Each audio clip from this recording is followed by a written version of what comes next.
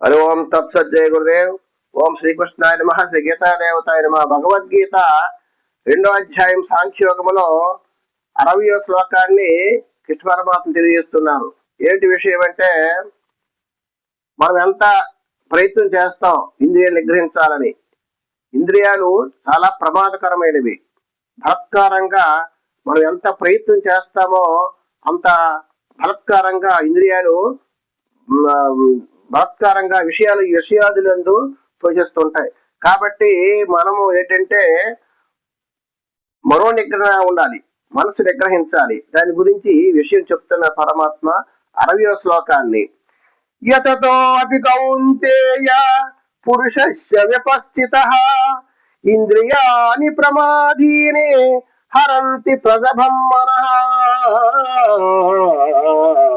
అర్జున, ఇంద్రియములు ప్రమాదనశీలములు, ఇంద్రియములు ప్రమాదాన్ని కలిగిస్తాయి.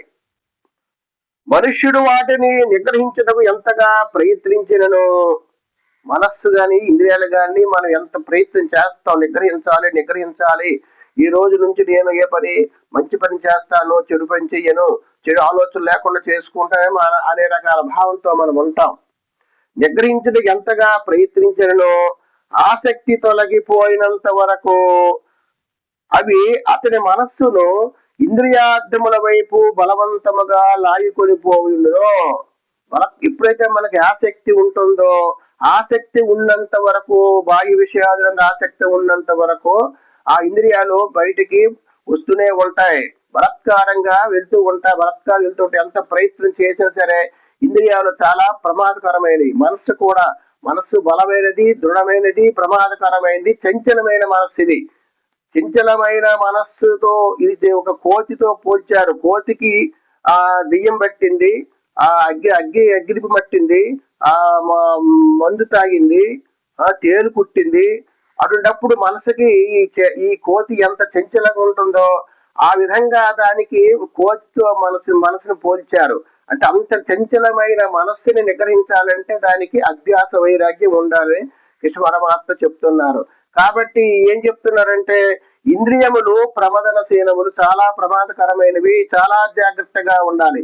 ఎందుకంటే ఎప్పుడైతే అన్ని లొంగిపోయినట్లుగా, అన్ని నిగ్రహించినట్లుగా మనకు అనిపిస్తాయి, దేని యందు ఆసక్తి లేనట్టుగా అనిపిస్తుంది, కానీ ఆ సందర్భాన్ని బట్టి వాటి బయట పడుతూ ఉంటాయి.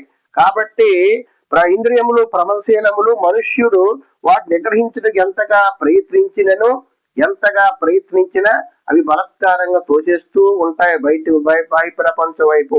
ఒక పదార్థం తినకూడదు అనుకున్నాం, కానీ ఆ పదార్థం అది కనిపించేసరికి తినాలనిపిస్తూ ఈ ఇంద్రియం లోపల తోస్తూ ఉంటా. తిను కావాలి, స్పర్శ చెయ్యాలి, చూడాలి, వినాలి అనే భావంతో ఎప్పుడు కూడా ఇంద్రియాలు బలత్కారం మనకి లాగిస్తూ ఉంటాయి.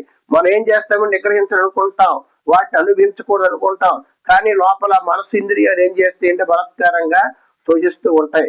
కాబట్టి వాటిని మనం నిగ్రహించడానికి మనం ప్రయత్నం చేయాలి. నిగ్రహించాలంటే మన శక్తి చాలదు మనకి. దైవీష గుణమయ్యి ఓమయ దురత్సయ, ఇదంతా కూడా భగవంతుని తాలూకా ప్రకృతి మాయ. కాబట్టి భగవంతుని మనం శరణు వేడుకోవాలి.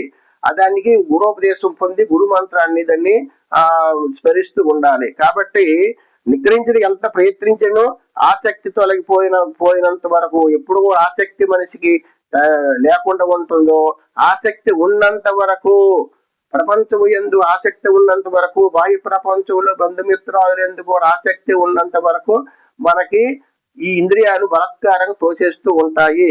పోయినంత వరకు అతని మనస్సును ఇంద్రియాల వైపు బలవంతంగా లాగిపోవచ్చుండను, అలా బలత్కారంగా లాగేస్తూ ఉంటాయని పరమాత్మ తెలియజేశారు. దాని విషయం మనం గ్రహించి సాధన చేయడానికి మనం ప్రయత్నం చేయాలి. అది ఓం తత్సత్. జయ గురుదేవ్.